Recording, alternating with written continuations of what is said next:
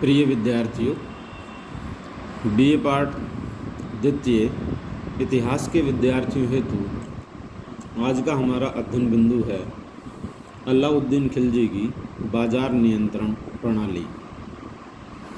अलाउद्दीन दिल्ली का पहला सुल्तान था जिसने बाजार नियंत्रण की प्रणाली को अपनाया।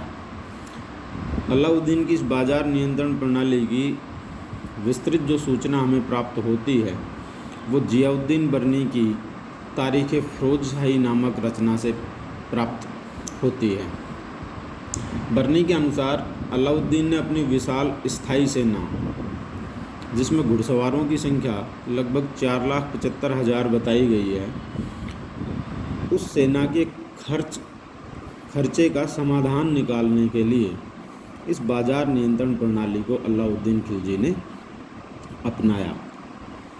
अलाउद्दीन खिलजी द्वारा जो बाजार नियंत्रण की प्रणाली लागू की गई थी उसे दिल्ली में लागू किया गया या पूरे देश में लागू किया गया, इस संबंध में इतिहासकारों के अलग अलग मत हैं। जैसे मोरलैंड और के.एस. लाल जैसे इतिहासकार ये मानते हैं कि इसे केवल दिल्ली में ही लागू किया गया था, जबकि बनारसी प्रसाद सक्सेना इस मत का खंडन करते हैं। उनके मतानुसार अन्य सैनिक छावनियों में भी इस बाजार नियंत्रण प्रणाली को अलाउद्दीन खिलजी के द्वारा लागू किया गया था। अपनी इस नवीन आर्थिक व्यवस्था के अंतर्गत अलाउद्दीन खिलजी ने सबसे पहले एक अधिनियम के द्वारा दैनिक उपभोग की वस्तुएं, अर्थात जो नियमित रूप से लोगों के काम में आती थी, दिन प्रतिदिन के कामों में जो वस्तुएं उनके काम में आती थी, उनके मूल्यों को निश्चित कर दिया। बर्नी अपनी तारीख़ फ़िरोज़शाही में एक मूल्य सूची भी देता है, जिसके कुछ उदाहरण मैं यहाँ देना चाहूँगा कि जैसे गेहूँ का जो मूल्य अलाउद्दीन खिलजी के द्वारा निश्चित किया गया वो था 7.5 जीतल प्रति मण, चावल 5 जीतल प्रति मण, चना 5 जीतल प्रति मण, जौ 7 जीतल प्रति मण, घी 1 जीतल प्रति 2.5 सेर, सरसों का तेल 1 जीतल प्रति 3 सेर। और अलाउद्दीन खिलजी के समय जो मण होता था या मन होता था वो लगभग 14 या 15 सेर का होता था। इस अलाउद्दीन खिलजी की बाजार नियंत्रण प्रणाली या मूल्य नियंत्रण प्रणाली की जो सबसे बड़ी उपलब्धि थी वो थी मूल्यों में स्थिरता। अब देखते हैं कि उसने इसकी व्यवस्था कैसे की, कि किस प्रकार इस प्रणाली को उसने लागू किया। अलाउद्दीन खिलजी ने सभी प्रमुख चीज़ों के क्रय विक्रय के लिए दिल्ली के अलग अलग भागों में अलग अलग बाज़ार बनाए, जैसे अनाज मंडी, कपड़ा बाज़ार, सराय अदल, दासों का बाज़ार, जानवरों का बाज़ार। इस तरह से अलग अलग वस्तुओं के लिए अलग अलग बाज़ारों का निर्माण अलाउद्दीन खिलजी के द्वारा किया गया। दिल्ली में इन चीज़ों की नियमित रूप से आपूर्ति होती रहे, इसके लिए अलाउद्दीन खिलजी ने कुछ कारवां व्यापारियों को नियुक्त किया था, जिनका काम बाहर से चीज़ें लाकर दिल्ली में इन व्यापारियों को बेच देना होता था। दिल्ली स्थित व्यापारियों को बेच दें बाहर से लाई गई अपनी वस्तुओं को। इसके लिए उसने इन कारवां व्यापारियों को नियुक्त किया था। इन सभी कारवां व्यापारियों को दीवाने रियासत नामक विभाग में अपना पंजीकरण करवाना होता था। इसके साथ साथ अलाउद्दीन खिलजी ने एक और काम किया कि दिल्ली में इन व्यापारियों के लिए अलग से एक बस्ती बना दी गई और उनके परिवारों को वहाँ बसा दिया गया, ताकि यदि व्यापारी अपने कार्यों को करने में लापरवाही बरतें तो उनके परिवारों को दंडित किया जा सके। इस व्यवस्था के कारण ये व्यापारी अपना कार्य अच्छे से कर सके।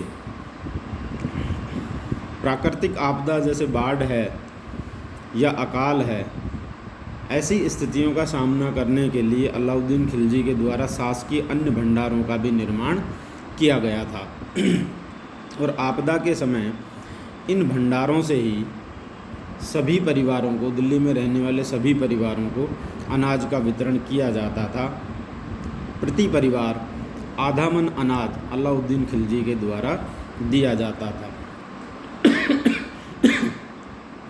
अलाउद्दीन खिलजी द्वारा स्थापित जो बाज़ार थे उनमें सबसे मुख्य था मंडी या गल्ला बाज़ार। नगर के प्रत्येक मोहल्ले में एक केंद्रीय गल्ला मंडी स्थापित की गई थी जहां अनाज की खरीद बिक्री होती थी। खाद्यान्नों की बिक्री हेतु सहनाई मंडी नामक अधिकारी की नियुक्ति भी अलाउद्दीन खिलजी के द्वारा की गई। अलाउद्दीन ने मलिक कबूल को खाद्यान्न या अन्न की जो मंडी थी या जब बाज़ार था उसका सहनाई मंडी नियुक्त किया था। सभी व्यापारियों को सहनाई मंडी में अपना स्वयं का पंजीकरण कराना होता था। सहनाई मंडी के अलावा बरीदे मंडी और मुनिहान नामक 2 पदाधिकारियों का भी वर्णीय उल्लेख करता है। ये दोनों अधिकारी बरीदे मंडी और मुनिहान ये एक प्रकार की खुफिया पुलिस थी जिनका काम विभिन्न बाज़ारों की दैनिक रिपोर्ट सुल्तान के पास भेजना होता था। अलाउद्दीन द्वारा एक अन्य बाज़ार सराय ए अदल अथवा न्याय के स्थान के नाम से स्थापित किया गया। इस बाज़ार में बाहर से जो भी तैयार सामान लाया जाता था, कच्चा माल ना होकर जो तैयार माल था वो यहाँ लाकर बेचा जाता था।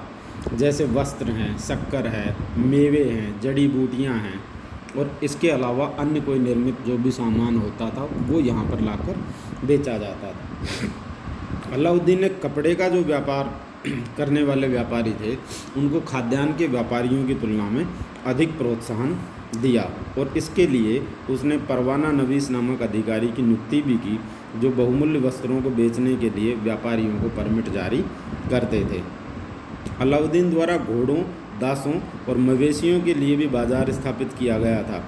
मूल्य नियंत्रण को सफल बनाने में 2 अधिकारियों की महत्वपूर्ण भूमिका रही जिनमें एक मुहस्सिब था और दूसरा नाजिर। इन दोनों अधिकारियों की भी महत्वपूर्ण भूमिका रही इस मूल्य नियंत्रण प्रणाली को सफल बनाने में, क्योंकि ये समय समय पर मूल्य नियंत्रण प्रणाली की या माप तोल की जांच करके उसकी रिपोर्ट सुल्तान को देते थे। अब यदि मूल्य नियंत्रण प्रणाली या बाजार नियंत्रण प्रणाली के प्रभावों को हम देखें तो इस प्रणाली से जनता के कुछ वर्गों पर हानिकारक प्रभाव पड़ा था। इस प्रणाली के फलस्वरूप दिल्ली का जो सारा व्यापार था वो चौपट हो गया, क्योंकि बाहर के व्यापारियों ने दिल्ली में आना बंद कर दिया था। क्योंकि बाहर के व्यापारी यदि माल लेकर अपना आते थे दिल्ली में तो उन्हें पर्याप्त लाभ नहीं हो पाता था, इसलिए बाहर के व्यापारियों ने दिल्ली में माल लाना बंद कर दिया। इस प्रणाली के फलस्वरूप दोआब के किसानों को भी विशेष रूप से नुकसान हुआ, क्योंकि उन्हें अपना जो अधिशेष अनाज होता था उसे सस्ती कीमत पर कारवा व्यापारियों को बेचना पड़ता था। हाँ, एक उपलब्धि के रूप में यदि हम इस प्रणाली को देखें तो इसके विषय में इतना ज़रूर कहा जा सकता है कि अलाउद्दीन के संपूर्ण शासनकाल में रहन सहन का जो खर्च था वह लगभग स्थिर ही रहा। तो ये थी अलाउद्दीन की मूल्य नियंत्रण प्रणाली। धन्यवाद।